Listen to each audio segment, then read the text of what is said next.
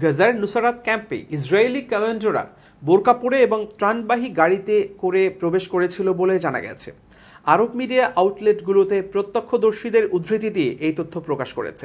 Saudi মালিকানাধীন আশারক সংবাদ চ্যানেলে স্থানীয় অধিবাসীদের উদ্ধৃতি দিয়ে জানিয়েছে, ইসরায়েলের একটি বিশেষ বাহিনীর ইউনিটের সদস্যরা ম্যাট্রেস বোঝাই একটি সাদা গাড়িতে ক্যাম্পে প্রবেশ করেছিল।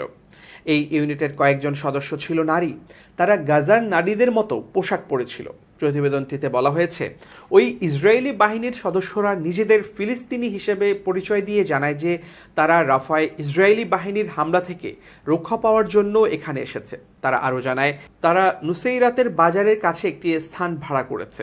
ওই স্থানের কাছেই নেয়া আরগামানি নামের পণবন্দি আটক ছিল। সেখান থেকে প্রায় 200 মিটার দূরে আরেকটি ভবনে অপর 3 বন্দী ছিল। ইসরায়েলের ওয়াইনেট নিউজ সাইট জানায়, ইউনিটটিতে যারা আরবদের মতো দেখতে তাদের নিয়ে গঠিত ছিল। এই বিশেষ বাহিনীটি ফিলিস্তিনি এলাকায় কাজ করতে বিশেষভাবে দক্ষ।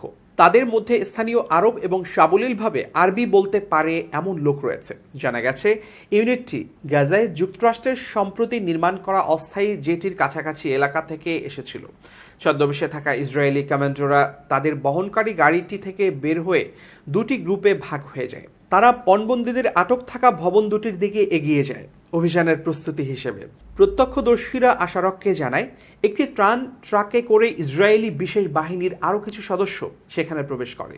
ইসরায়েলি বাহিনী অবশ্য এই অভিযানের সময় ত্রাণবাহী গাড়ি ব্যবহারের কথা অস্বীকার করেছে।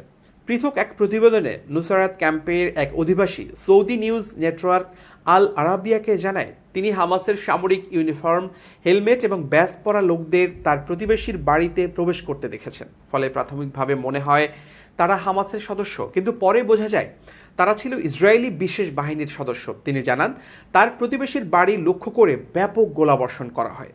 প্রতিটি দিকেই গুলি করা হয়। হামাসের সাথে সংশ্লিষ্ট ইউরোমেড হিউম্যান রাইটস মনিটরের প্রধান রামি আব্দু জানান, ইসরায়েলি বাহিনী আবদুল্লাহ আল জামালের বাড়িতে প্রবেশের জন্য মই ব্যবহার করে। তার বাড়ি থেকেই 3 জনকে উদ্ধার করে ইসরায়েলি বাহিনী। ওই অভিযানে ইসরায়েলি বাহিনীর কয়েকশো সদস্য অংশ নেয়। অভিযানের সময় ইসরায়েলি বিমান বাহিনী সেখানে ব্যাপক গোলাবর্ষণ করে। ইসরায়েলি নির্বিচার হামলায় প্রায় 300 ফিলিস্তিনি নিহত হয়। নিহতদের বেশিরভাগই নারী ও শিশু।